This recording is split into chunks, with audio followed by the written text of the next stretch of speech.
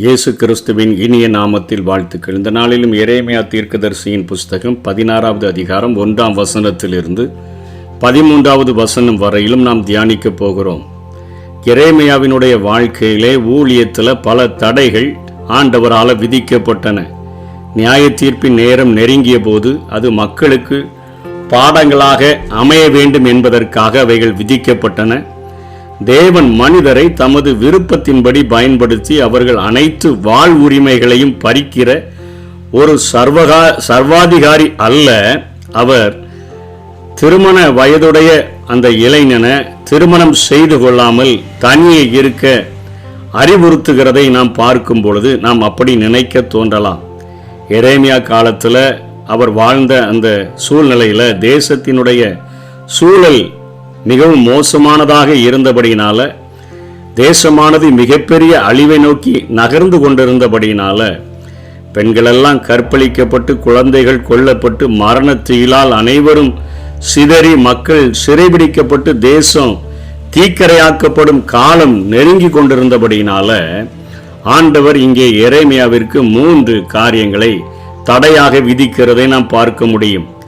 இந்த சூழ்நிலையில் மக்கள் சிற்றின்ப வெறியில் அவர்கள் திளைத்து கொண்டிருக்கிற அந்த நேரத்தில் வரப்போகிற அழிவை காண சற்று மனமற்றவர்களாக அவர்கள் வாழ்ந்த சூழ்நிலையில் ஆன்மீக குருட்டாட்டம் அவர்களை எதையுமே காண முடியாத மனமற்றவர்களாக ஆக்கி இருந்த அந்த சூழ்நிலையில் ஆண்டவர் எரேமியாவை பார்த்து, நீ திருமணம் செய்யாமலும் குழந்தைகளை பெற்றெடுக்காமலும் இருக்க வேண்டும் என்று சொல்லி ஆண்டவர் ஒரு தடையை விதிக்கிறார். 2வதாக, மரித்தவர்களுக்காக துக்கம் கொண்டாடுகிறவர்களோடு கூட நீ உணவு உண்ணவோ, அவர்களோடு கூட சேர்ந்து துக்கம் கொண்டாடவோ, அவர்களுக்காகவோ பரிதபிக்கவோ கூடாது என்கிற காரியத்தை 2வதாகவும், பண்டிகை நாட்களில் அவர்களோடு கூட கலந்து கொள்ளக்கூடாது, அந்த பண்டிகை உற்சாக நாட்களில் நீ கலந்து கொள்ளக்கூடாது என்கிற 3வது ஒரு தடையையும் நாம் விதித்திருக்கிறத இந்த அதிகாரத்தில் முதல் 13 வசனங்களுக்குள்ளாக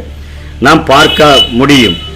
திருமணம் செய்யாமல் வாழும்படியாக ஆண்டவர் எதற்காக கட்டளை கொடுத்தார் என்று சொன்னால், அதிவிரைவில் இந்த குடும்ப வாழ்க்கையானது அழிக்கப்பட போகிறது. ஒரு மிகப்பெரிய தேசத்தின் மேல ஒரு யுத்தம் வந்து ஒரு நியாய தீர்ப்பானது நடத்தவிருக்கிறது. ஆகவே மகா கொடிய வியாதினால ஜனங்கள் சாக போகிறாங்க. அவர்களுக்காக நீ புலம்பக்கூடாது. அடக்கம் பண்ண ஆட்கள் இருக்க மாட்டாங்க.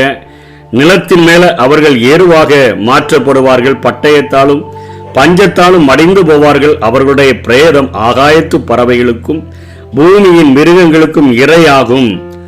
குடும்பம் அவர்களுக்கு சுமையாக மாறக்கூடியதாக இருக்கும் என்பதை உணர்ந்தவராக ஆண்டவர் எரேமியாவுக்கு இப்படிப்பட்ட கால சூழ்நிலையில உனக்கு திருமணம் வேண்டாம் என்று சொல்லி எச்சரிக்கிறதை நாம் காண முடியும்.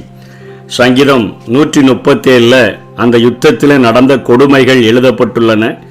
8ஆம் வசனம் 9ஆம் வசனத்தில், பாபிலோன் குமாரத்தியே, பாழாய் போகிறவளே, நீ எங்களுக்கு செய்தபடி உனக்கு பதில் செய்கிறவன் பாக்கியவான். உன் குழந்தைகளை பிடித்து கல்லின் மேல் மோதியடிக்கிறவன் பாக்கியவான்.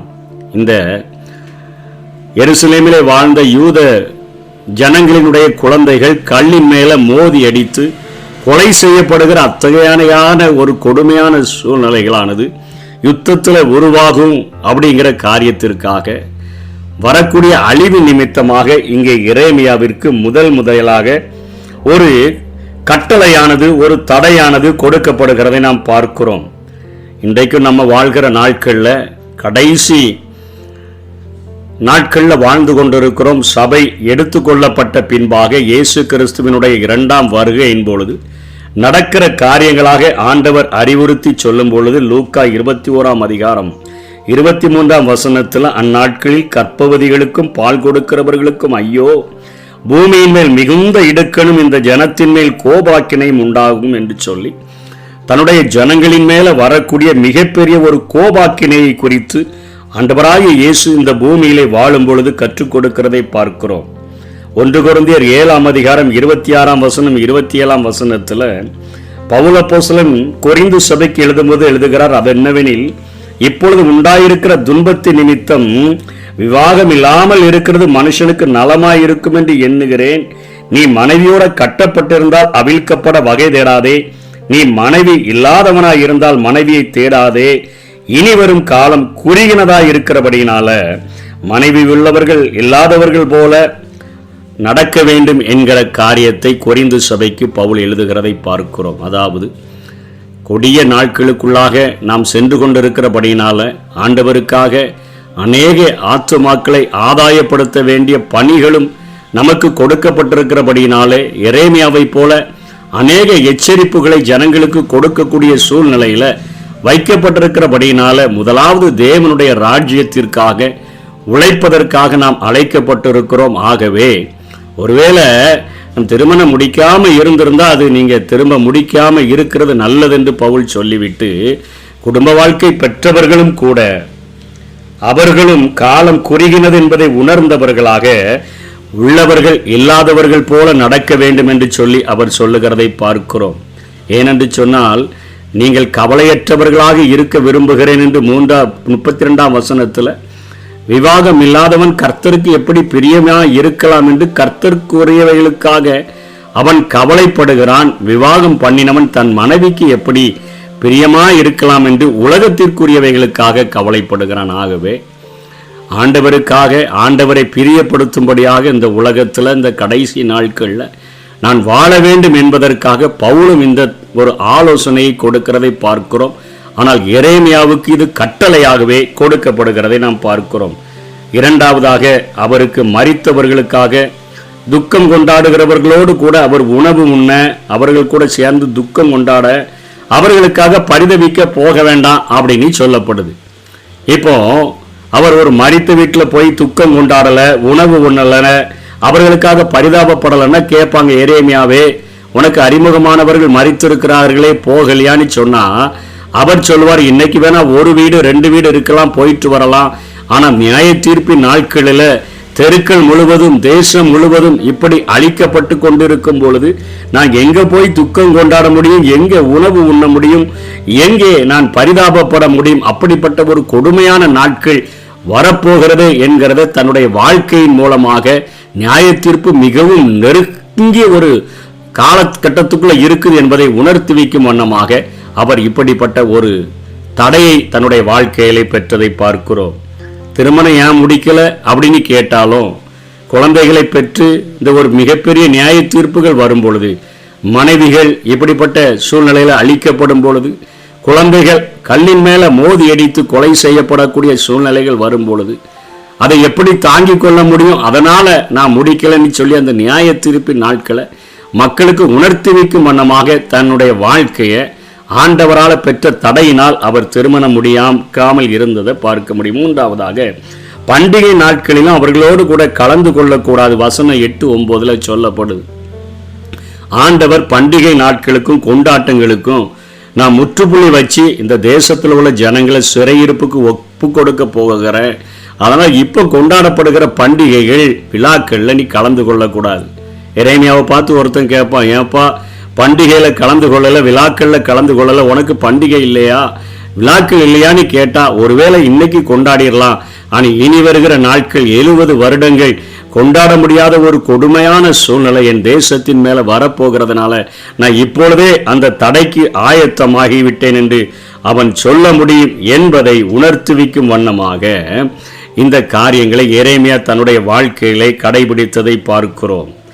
முதல் தடையில திருமணத்தின் மூலமாக குழந்தைகள், மனைவிமார்கள் அவர்கள் மிகவும் வேதனைப்படக்கூடியதற்கான ஒரு சூழ்நிலை உருவாகிவிடுமே என்கிற காரியத்திற்காகவும், இரண்டாவது தேவன் தன் ஆசீர்வாதங்களை அன்பு இரக்கம் ஆகியவற்றை மக்களிடத்திலிருந்து விலக்கி கொண்டார் என்பதை காண்பிக்கும் வண்ணமாக தேசமெங்கும் பிணங்களால் நிரப்பப்பட போகிறது என்கிற காரியத்தை காண்பிக்கும்படியாகவும், மூணாவது காரியத்தில் இந்த ஜனங்கள் அவர்கள் துக்க வீட்டிற்கு பிரவேசித்து புலம்பி அவர்கள் பெரியோர் சிறியோர் எல்லாம் சாகும்போது அவங்க என்ன செய்கிறாங்கன்னா சரீரத்தை கீறி கொண்டு மொட்டை அடித்து கொண்டு அவர்கள் வாழ்கிற அந்த காரியங்களை, அந்த புறஜாதிகளுடைய காரியங்களை இவர்களும் கடைபிடித்து வாழ்ந்தார்கள். உபாகமம் 14:1-2 நீங்கள் உங்கள் தேவனாகிய கர்த்தரின் பிள்ளைகள் செத்தவனுக்காக கீறி கொள்ளாமலும் உங்கள் கண்களுக்கு இடையிலே சவரம் பண்ணாமலும் இருப்பீர்களாக. நீங்கள் உங்கள் தேவனாகிய கர்த்தருக்கு பரிசுத்தமுள்ள ஜனங்கள். பாரம்பரிய சடங்குகள் தேவையில்லை, எத்தனை பேருக்கு தான் செய்ய முடியும் என்கிற காரியத்தை உணர்த்துவிக்கும் வண்ணமாக இந்த துக்க வீட்டிற்கு செல்லாத காரியங்களும் இவனுக்கு அனுமதிக்கப்படுகிறது. பண்டிகை நாட்களில் தேவன் எல்லா சந்தோஷத்திற்கும் களிப்புக்கும் அவர் முற்றுப்புள்ளி வைக்கிற நேரம் வந்துருச்சுப்பா, மிகவும் அருகில நியாய தீர்ப்புக்கு அருகில வந்துட்டோம் என்பதை உணர்த்துவிக்கும் வண்ணமாக இப்படிப்பட்ட காரியங்கள் சொல்லப்படுகிறதை நாம் பார்க்கிறோம். அவங்க உன்னிடத்துல வந்து இவ்வளவு பக்கத்தில் நியாய தீர்ப்பு வந்துருச்சுன்னு எங்களை பார்த்து நீ சொல்றியே, நாங்கள் தேவனாகிய கர்த்தருக்கு விரோதமாக செய்த எங்கள் பாவம் என்ன என்று அவர்கள் கேட்பாங்கன்னு சொன்னா, நீ அவங்கள நோக்கி உங்கள் பிதாக்கள் என்னை விட்டு அந்நிய தேவர்களை பின்பற்றி அவர்களை சேவித்து அவர்களை பணிந்து கொண்டு என் நியாயப்பிரமாணத்தை கை கொள்ளல, என்னை விட்டு விட்டார்கள். நீங்கள் உங்கள் பிதாக்களை பார்க்கிலும் அதிக கேடாக நடந்தீர்களே. இதோ உங்களில் ஒவ்வொருவரும் என் சொல்லை கேளாதபடிக்கு உங்கள் பொல்லாத இருதய கடினத்தின்படி நடக்கிறீர்கள். ஆதலால் உங்களை இந்த தேசத்தில் இருந்து நீங்களும் உங்கள் பிதாக்களும் அறியாத தேசத்திற்கு துரத்தி விடுவேன். அங்கே இரவும் பகலும் அந்நிய தேவர்களை சேவிப்பீர்கள்.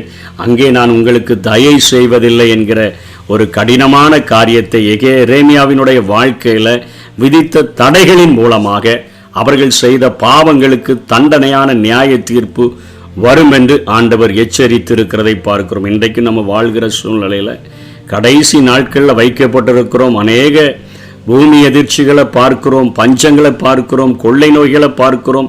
கொரோனாவின் நாட்களில் நம்முடைய உறவினர்களுடைய காரியங்களிலே சடங்குகளிலே கலந்து கொள்ளக்கூடாத ஒரு சூழ்நிலைகள், திருமண காரியங்கள் நடத்த முடியாத ஒரு சூழ்நிலைகள், திருமண காரியங்களில் கலந்து கொள்ள முடியாத சூழ்நிலைகள், அது வருடம் அப்படிப்பட்ட காரியங்கள் நடந்து கொண்டே இருக்கிறது. இது எவைகளை நமக்கு காண்பிக்கிறது என்று சொன்னால், ஆண்டவராகிய இயேசு கிறிஸ்து மத்திய ஆகாயத்தில் தோன்றி சபையாகிய மணவாட்டியை எடுத்துக்கொண்ட பின்பு 7 வருடங்கள் இது சாத்தானுடைய ஆளுகைக்கு ஒப்பு கொடுக்கப்பட போகிறது. அதற்கு பின்பாக 2ஆம் வருகையில் இப்படிப்பட்ட கொடுமையான நாட்கள் நடக்கும்.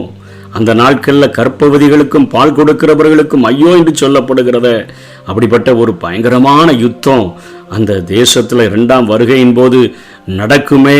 அதற்கு நீங்கள் தப்பிக்கொள்ள வேண்டுமே என்கிற காரியத்தை எச்சரிக்கும் வண்ணமாக இந்த பகுதிகள் நமக்கு திருஷ்டாந்தங்களாக வைக்கப்பட்டிருக்கின்றன. நம்ம இந்த சத்தியங்களை அறிந்து கொள்ளுகிற நாட்களில் ஆண்டவருடைய பாதத்தில் நம்முடைய வாழ்க்கையை அர்ப்பணித்து வாழ்கிறதற்கு ஒப்பு கொடுப்போம். கர்த்தர் தாமே நம்மை ஆசீர்வதிப்பாராக. ஆமென்.